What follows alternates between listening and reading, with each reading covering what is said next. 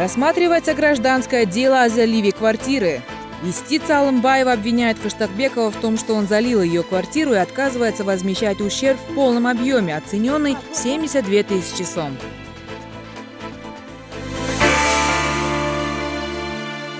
Здравствуйте. Здравствуйте. Истица Алымбаева Зина Коджошевна обратилась с исковым заявлением о возмещении ущерба в связи с заливом квартиры, и оно принято к производству суда. Поэтому вы приглашены на беседу. Истица, имеются ли у вас дополнительные доказательства, которые необходимо приобщить к делу? Пока не имею. Кыштакбеков, суд вручает вам копию искового заявления и приложенные к нему документы. Получите и распишитесь в получении.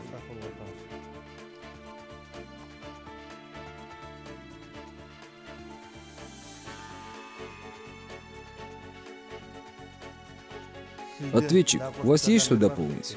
Нет, Ваша честь. Истица ответчик, у вас есть возможность решить спор мирным путем.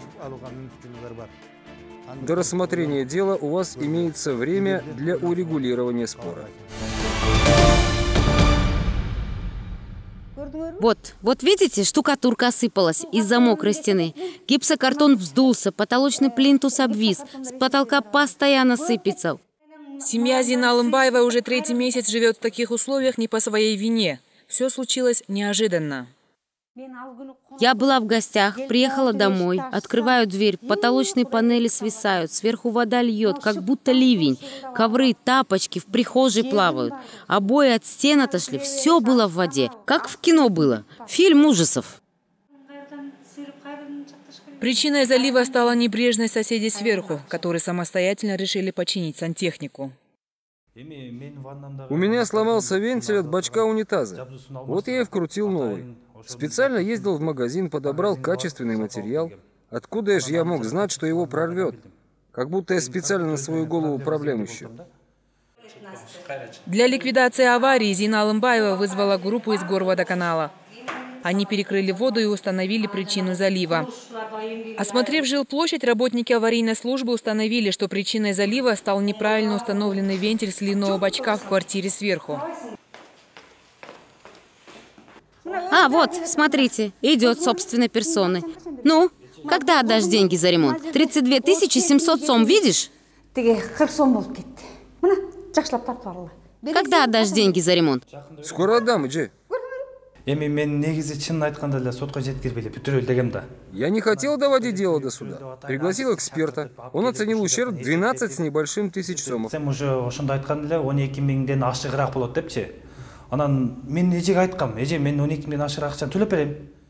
Я согласился выплатить эту сумму, но соседка требует какие-то запредельные деньги. На этот раз Зина Алымбаева решила всерьез наказать виновника. Она требует, чтобы Арманбек Кыштакбеков возместил сумму понесенного ущерба в размере более 72 тысяч сом. Прошу встать, суд идет.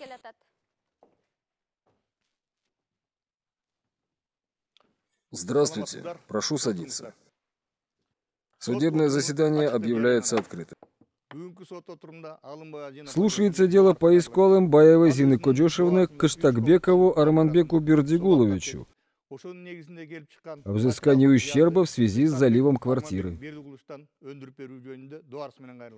Доложите, пожалуйста, о явке участников на судебное заседание. В судебное заседание явились Истица Алымбаева Зина. Защищает ее интерес адвокат Сардарбекова Айнагуль. Ответчик Кыштакбеков Арманбек. Защищает его интерес адвокат Исмаилов Джумабек. Документы, удостоверяющие личность, представлены. Истица. Ваша фамилия, имя, отчество, год рождения, место жительства и работы. Алымбаева Зина Коджошевна. 14 декабря 1962 года рождения. Проживаю улица Ишбаевой, 29, квартира 12. Работаю врачом в Центре семейной медицины номер 2. Спасибо, садитесь. Ответчик. Ваша фамилия, имя, отчество, год рождения, место жительства и работы. Кыштакбеков Арманбек Бердигулович. 3 марта 1980 года рождения. Проживаю улица Эшбаева, 29, квартира 15. Электрик, работаю по специальности. Садитесь. Объявляется состав суда. Председательствующий Базаркулов Камильдин Кушубекович. При секретаре Алмазбекова Джипар. Доверяете суду? Отвода не имеете? Отвода не имею. Доверяю. Доверяю. Стороны, встаньте, пожалуйста. Разъясняю вам ваши процессуальные права, предусмотренные статьей 35 Гражданско-процессуального кодекса Кыргызской Республики. Вы имеете право знакомиться с материалами дела, делать из них выписки, снимать копии, заявлять отводы, представлять доказательства, задавать вопросы другим лицам, участвующим в деле, свидетелям, экспертам и специалистам, заявлять ходатайства, давать устные и письменные объяснения суду, приводить свои доводы по всем возникающим в ходе судебного процесса вопросам, возражать против ходатайств и доводов других лиц, участвующих в деле, обжаловать судебные акты и пользоваться другими процессуальными правами. Также вы обязаны добросовестно пользоваться всеми принадлежащими процессуальными правами и выполнять свои процессуальные обязанности. Садитесь. Ваши процессуальные права вам ясны? Да, Ваша честь. Имеются ли у вас ходатайства? Да, есть. Ваша честь. Я прошу допросить в качестве свидетеля председателя Домового комитета Кудашеву, которая была свидетелем произошедшего у истицы затопления квартиры. Кроме того, я прошу допросить в качестве специалиста частного предпринимателя Кадыркулова Кемеля Сабыровича, который предоставит расценки о стоимости ремонтных работ, которые применяются частными предпринимателями. И вы сможете убедиться в том, что в оценке, представленной истицией, стоимость затрат не завышена. Свидетели находятся в коридоре суда.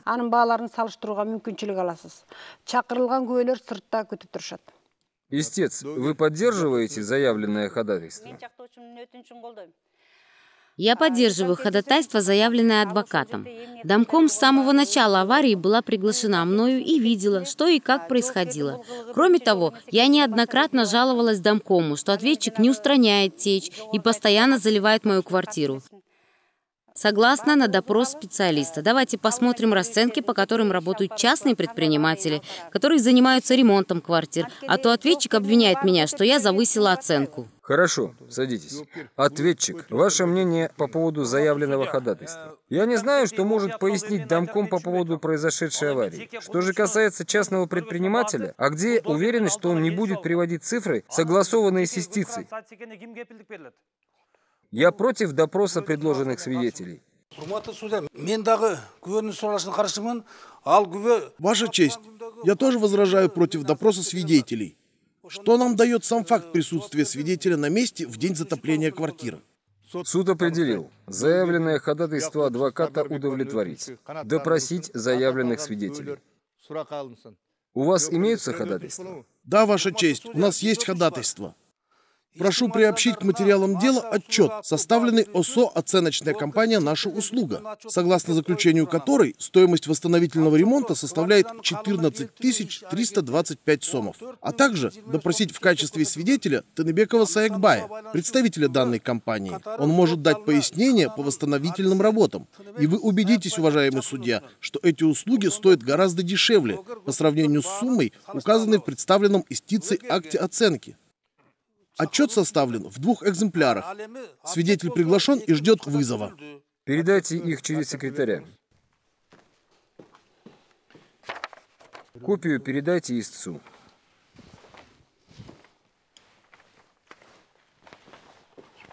Ответчик, ваше мнение по поводу заявленного ходатайства? Конечно, я поддерживаю ходатайство адвоката. И допросить в качестве свидетеля специалиста компании «Наша услуга». Ваша честь, я против. Как они могли провести оценку, если не осматривали мою квартиру? Я тоже против удовлетворения заявленного ходатайства, так как представленный нами акт оценки причиненного ущерба был составлен специалистами, которые побывали на месте. Суд определил. Заявленное ходатайство адвоката удовлетворить. Приобщить к материалам дела акт оценки ущерба, дать оценку представленному документу в совокупности с материалами дела и допросить в качестве свидетеля специалиста компании «Наша услуга». Имеются ли еще ходатайства? Нет, Ваша честь. Нет, Ваша честь. Нет, Ваша честь.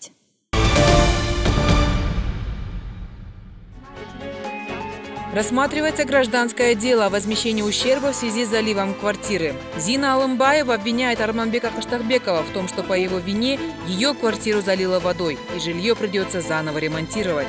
Она требует у суда взыскать с Кыштакбекова более 72 тысяч сом. Оглашается исковое заявление о взыскании ущерба вследствие залива квартиры. Истице на праве собственности принадлежит квартира номер 12, расположенная на втором этаже дома по улице Эшбаева, 29. 17 июня 2015 года, примерно в 14 часов 30 минут, придя домой, она обнаружила, что вследствие неисправности в ванной комнате квартиры номер 15, расположенной этажом выше, произошел залив ее квартиры. Водой были залиты коридор, кухня и туалет. Промокли обои, гипсокартон на потолке, паласы. Также случилось замыкание электропроводки. Причиной залива стала халатность жильцов квартиры номер 15, которые самостоятельно установили вентиль к смывному бачку. Данный факт подтвержден актом о заливе квартиры, который был составлен работниками аварийной службы водоканала в присутствии домкома, супруги ответчика, соседей. Просьбы юстиции возместить причиненный ущерб ответчиками были проигнорированы.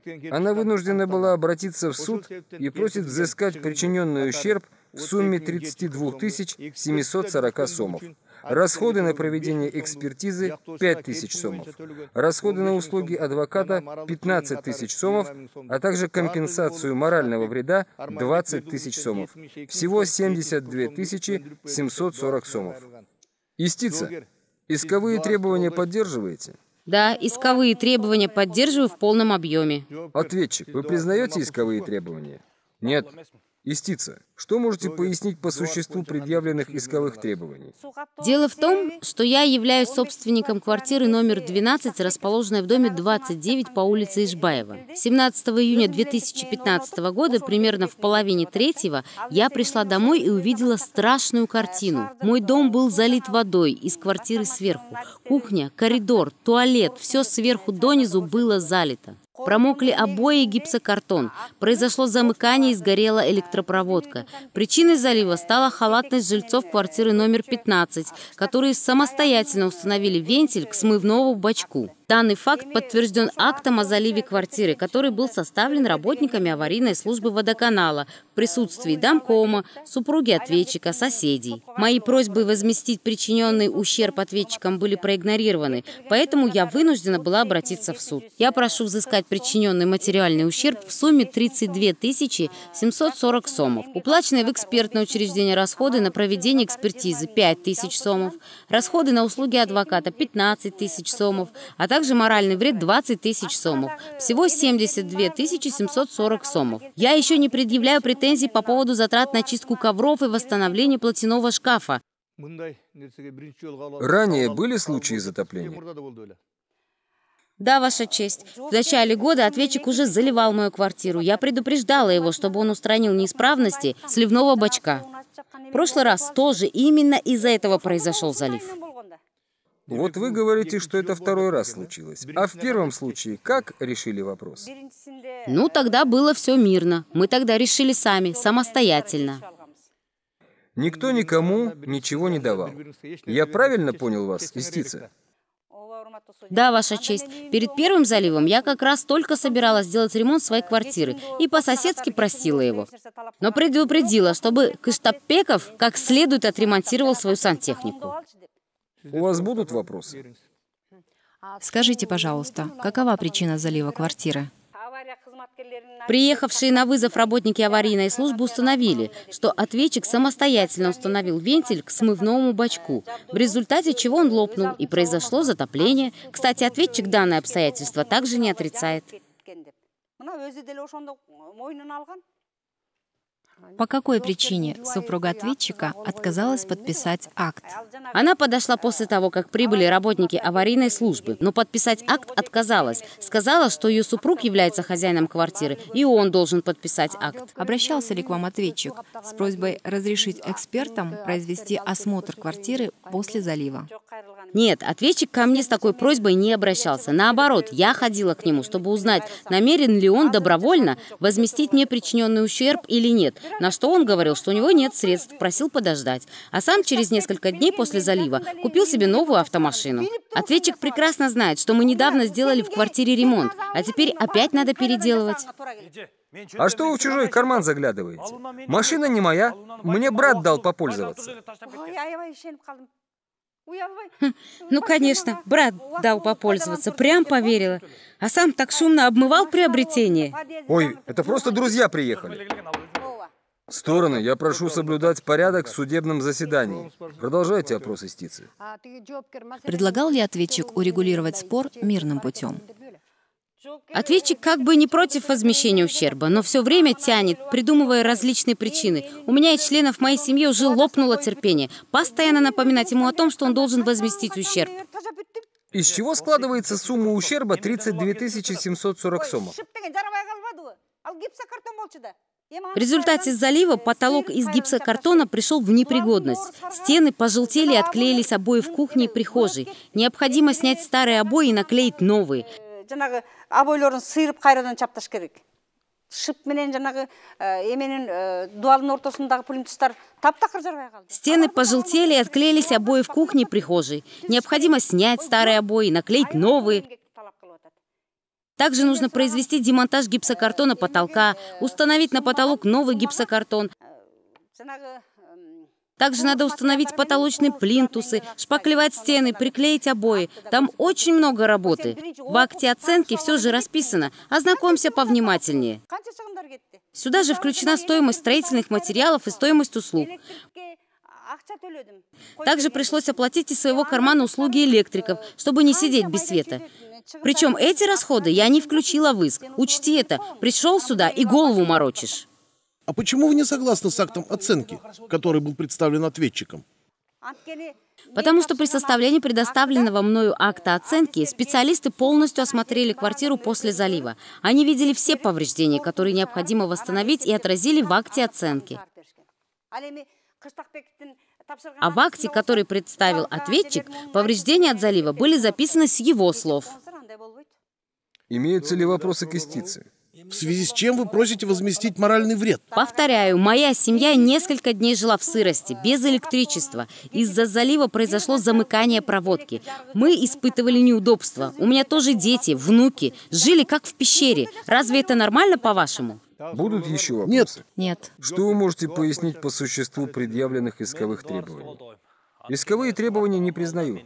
Когда произошел залив квартиры, меня дома не было. Когда вернулся домой, увидел скопление соседей, аварийщиков возле квартиры истицы. Я испугался. Как установили работники аварийной службы водоканала, лопнул вентиль смывного бачка и затопило квартиру моей соседки. В том, что лопнул вентиль смывного бачка, моей вины нет.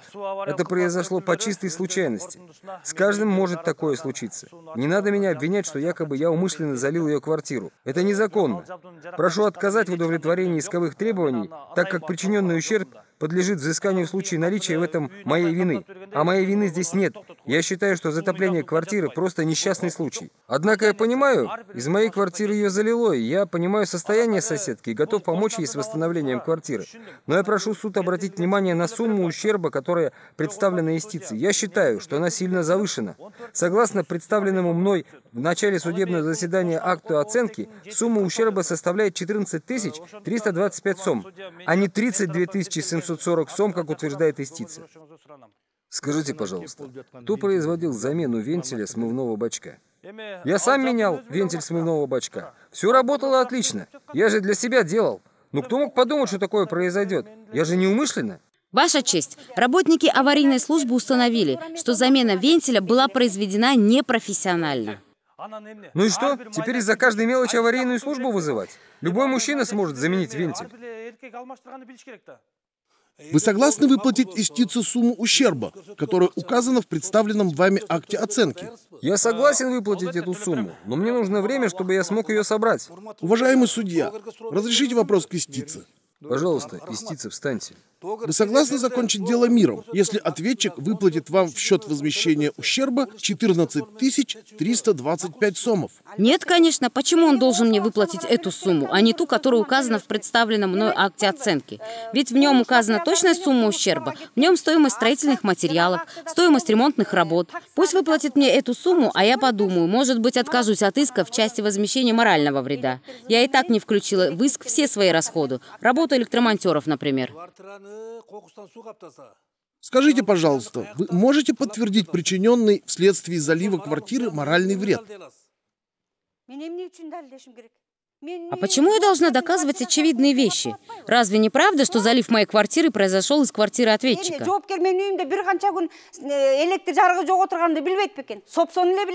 Разве ответчик не знал, что моя семья несколько дней была без света, без телевизора, холодильник не работал, продукты пропали, жили при свечах?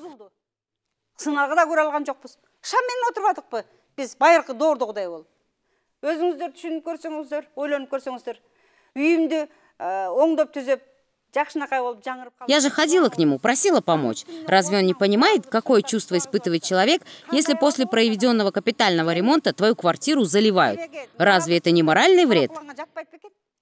У меня нет вопросов. Если больше нет вопросов, переходим к опросу свидетелей. Пригласите свидетеля Кудашеву. Свидетель Кудашева, пройдите.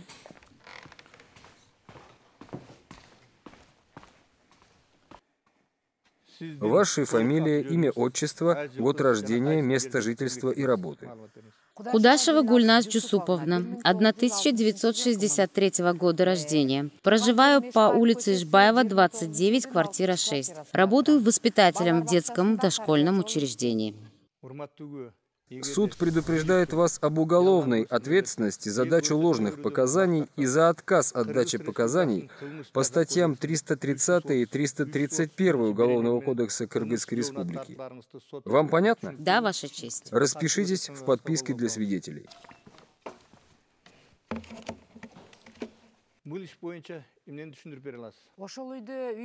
Я являюсь председателем домового комитета и проживаю по соседству с истицей. 17 июня 2015 года она прибежала ко мне с жалобой, что сосед с верхнего этажа опять ее заливает. Придя на место, увидела, что заливает квартиру с верхнего этажа. Вода бежала с потолка прихожей комнаты, туалета и кухни. На мой вопрос пояснила, что у соседа в квартире никого нет. Позвонили в аварийную службу. Заливала квартиру около получаса. Приехавшая аварийная служба перекрыла воду. Через некоторое время подошла супруга ответчика, и работники аварийной службы установили, что сорвала вентиль смывного бачка. Задавайте. Супруга ответчика присутствовала при составлении акта?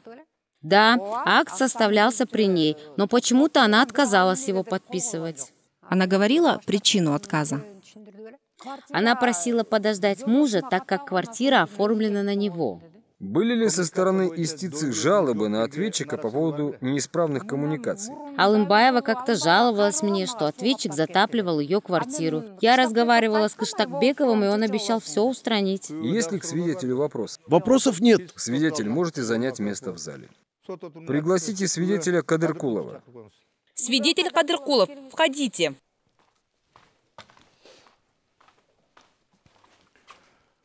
Ваша фамилия, имя, отчество, год рождения, место жительства и работы.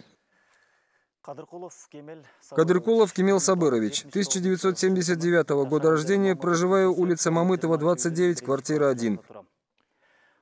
Являюсь частным предпринимателем, занимаюсь отделочными работами. Суд предупреждает вас об уголовной ответственности за дачу ложных показаний и за отказ от дачи показаний по статьям 330 и 331 Уголовного кодекса Кыргызской Республики. Вам понятно? Да? Тогда распишитесь. Как давно вы занимаетесь отделочными работами? Более 15 лет. Как вы рассчитываете стоимость отдельных видов работ? Имеются ли общепринятые расценки? В журнале «Ремонт» имеются распечатки о примерной стоимости отделочных работ. Я высчитываю середину и руководствуюсь этими ценами при работе. Пожалуйста, задавайте вопросы. Спасибо, Ваша честь. Скажите, пожалуйста, какие работы следует произвести в случае залива жилого помещения?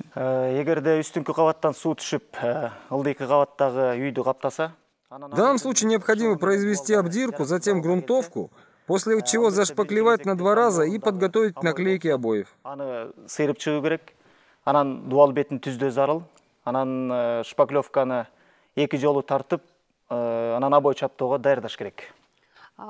А сколько стоят перечисленные работы? Обдирка 100 сом за квадратный метр, грунтовка 30 сом, шпатлевка на 2 раза по 50 сом, 100 сом. Какова стоимость потолочных работ? Обдирка потолка 100 сом за квадратный метр, грунтовка 30 сом, шпатлевка 100 сом и покраска на 2 раза по 50 сом, 100 сом, а также наклейка потолочного плинтуса 50 сом за погонный метр. А можно ли восстановить потолочный гипсокартон? Нет, в данном случае он восстановлению не подлежит. Его необходимо демонтировать и заменить на новый. Стоимость демонтажа 100 сом за квадратный метр, а установка 200 сом. Сможете ли вы рассчитать, какова будет стоимость ремонтных работ кухни, коридора и туалета, если мы предоставим параметры? Но если это необходимо, могу сделать, только мне необходимо время, чтобы подсчитать. Ваша честь, вы позволите? Пожалуйста.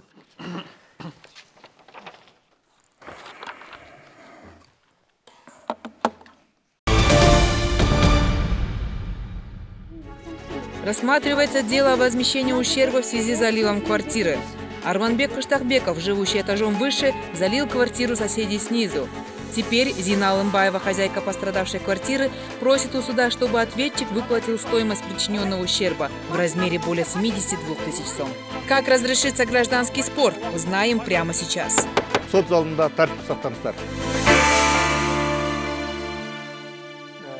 Разрешите, уважаемый судья?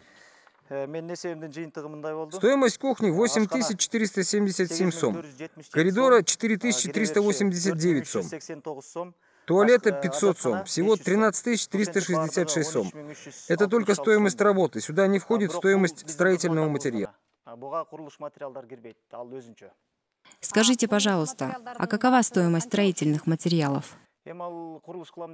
Это зависит от качества, от вкуса хозяина квартиры. Имеются ли вопросы у остальных участников процесса? Нет, вопросов нет, Ваша честь. Пригласите свидетеля Тыныбекова. Свидетель Тыныбеков, пройдите.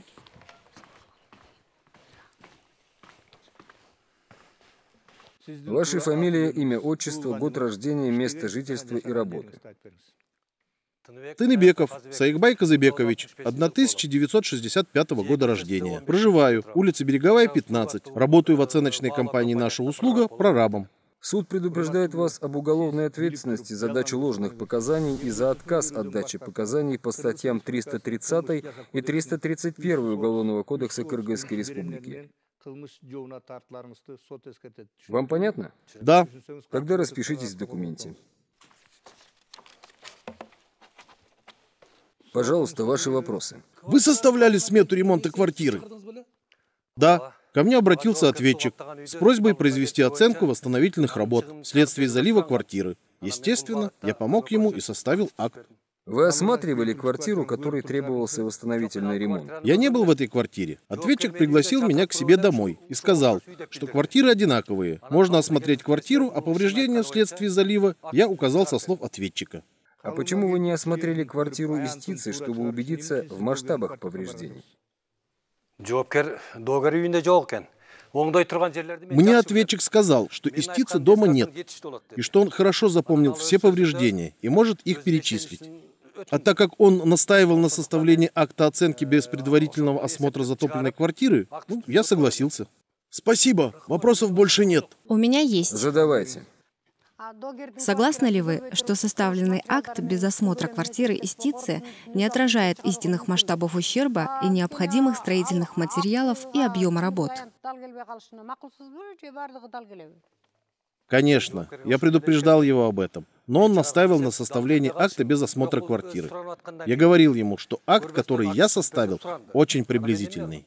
Имеются ли у сторон вопросы? Нет. Нет. Свидетель, займите место в зале. Суд переходит к исследованию материалов дела.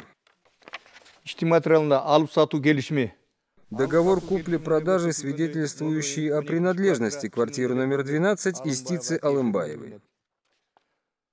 Акт о заливе квартиры, из которого видно, что залив произошел по вине ответчика, являющегося собственником квартиры.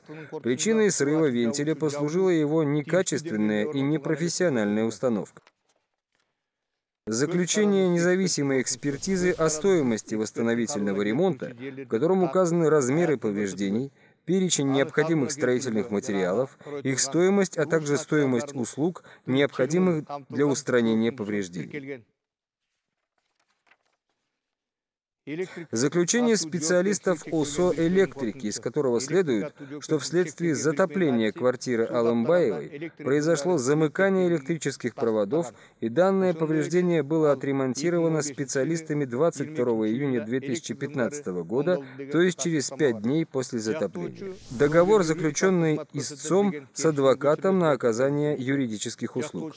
Квитанция об уплате истицы 15 тысяч сомов за услуги адвоката. Договор купли-продажи, свидетельствующий о принадлежности квартиры номер 15 ответчику Кыштакбекову. Акт оценки восстановительного ремонта, составленный ОСО «Оценочная компания «Наша услуга». Имеются ли у вас дополнения и ходатайства? Нет. Дополнений и ходатайств нет. Переходим к прениям. Истица, вам предоставляется слово в прениях. Прошу удовлетворить исковые требования полностью. Спасибо, садитесь. Слово предоставляется адвокату Сардарбековой.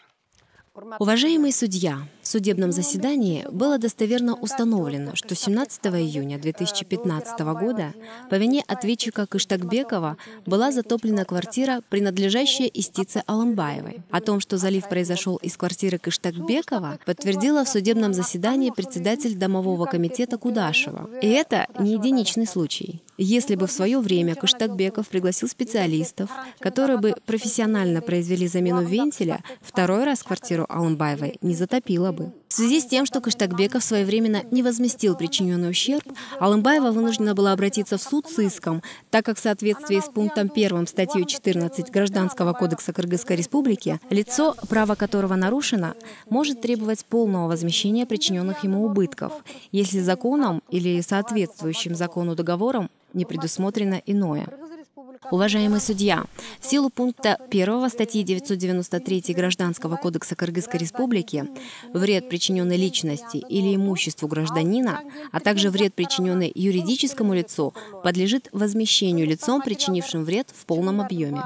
В связи с чем материальный ущерб составляет 32 740 сомов, куда входит стоимость строительных материалов и восстановительного ремонта в сумме 14 325 сом. 5 тысяч сом – расходы за производство оценки причиненного ущерба, а также 15 тысяч сомов – расходы по оплате услуг адвоката, предусмотренные статьей 111 Гражданско-процессуального кодекса Кыргызской Республики, которые подлежат взысканию с ответчика. Все расходы подтверждены квитанциями. Кроме того, просим взыскать компенсацию морального вреда в сумме 20 тысяч сомов, так как после залива квартиры семья Алымбаевой вынуждена была проживать без воды. Из-за отсутствия электричества не работал холодильник, испортились продукты. Семья в течение длительного времени испытывала неудобства, проживая в квартире, пропитанной сыростью, и до сих пор испытывает материальные трудности. В связи с изложенным выше, прошу взыскать с ответчика Кыштакбекова в пользу Истицы Алымбаевой ущерб в сумме 77 740 сом. Спасибо, садитесь. Ответчик, вам предоставляется слово. Ваша честь, я не признаю исковые заявления, так как моей вины в затоплении и причинении Истицы материального ущерба нет. Однако, если суд посчитает доводы Истицы убедительными, я считаю, что сумма ущерба, которая подлежит возмещению, составляет 14 325 сом. Просто произошел несчастный случай. Я надеюсь на справедливое решение суда. Слово предоставляется адвокату Исмаилову. Уважаемый судья и участники процесса, Действительно, 17 июня 2015 года произошел залив квартиры Алымбаевой из квартиры Кыштакбекова, находящейся этажом выше. Алымбаевой Зине причинен материальный ущерб, однако истица завысила сумму причиненного ущерба. Какая была необходимость в производстве оценки специалистами, когда все открыто и прозрачно? А также Кыштакбеков просчитал сумму ущерба. Стороны хорошо знают друг друга, являются соседями. А так как Кыштакбеков не отрицает вины в затоплении квартиры, какая была необходимость обращаться к услугам адвоката? Можно было и не обращаться к нему, а наоборот. Им надо было прийти к мирному урегулированию спора, и 5000 сомов, затраченных на уплату услуг по оценке, а также 15 тысяч сомов за услуги адвокатов, всего 20 тысяч сомов можно было истратить на восстановительный ремонт. Сумма ущерба составляет 14 325 сомов. И Кыштакбеков в состоянии возместить только данную сумму. Большую сумму он выплатить не имеет возможности. На его иждивении 2 малолетних детей. Супруга не работает, ухаживает за детьми. А что касается автомашины, то она ему не принадлежит. Дядя дал ему попользоваться. Данные обстоятельства следует учесть при вынесении решения. Кроме того, в соответствии с пунктом 3 статьи 1027 Гражданского кодекса Кыргызской Республики, моральный вред, причиненный действиями, нарушающими имущественные права гражданина, возмещению не подлежит, кроме случаев, предусмотренных законом. Считаю, что требования в части компенсации морального вреда 20 тысяч сомов. В силу изложенного прошу взыскать сумму ущерба в размере 14 325 сомов. В удовлетворении остальной части исковых требований отказать. Есть ли у сторон реплик? Не имею. Нет, Ваша честь. Не имею. Суд удаляется в совещательную комнату. Прошу встать.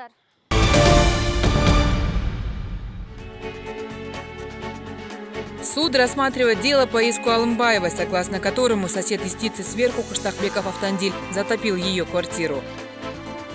Она просит у суда взыскать с ответчика нанесенный ущерб в сумме более 72 тысяч сом. Какое решение вынесет судья, узнаем прямо сейчас.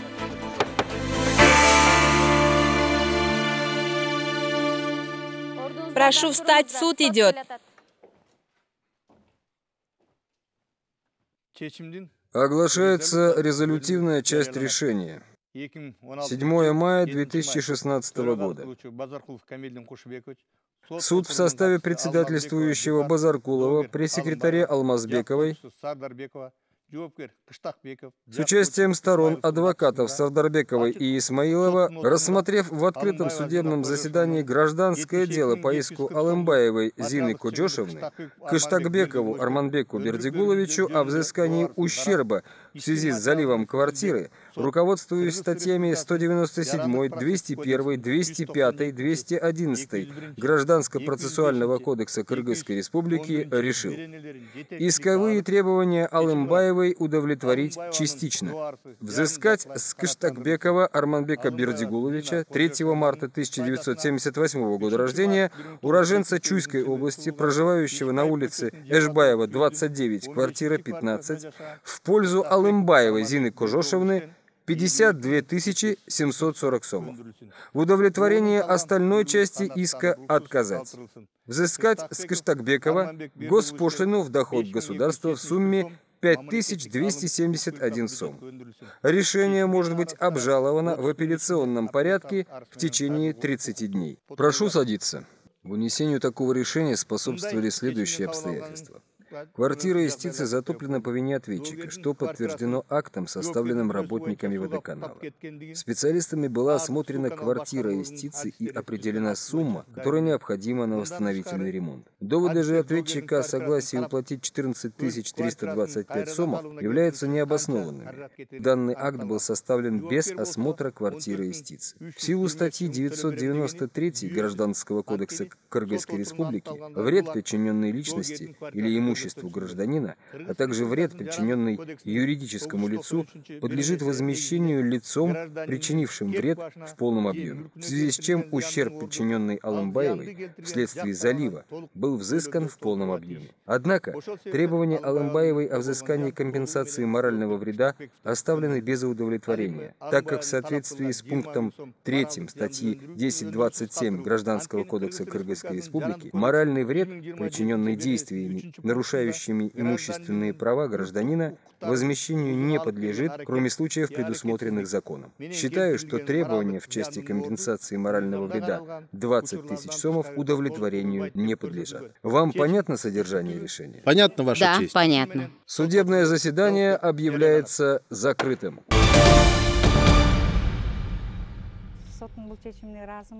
Я удовлетворена вынесенным судьей решением. Хоть и не полная сумма, но все же. Я поверила, что все можно решить законным путем. Мои надежды оправдались. А что делать? Надо найти и отдать эти деньги. Других вариантов нет.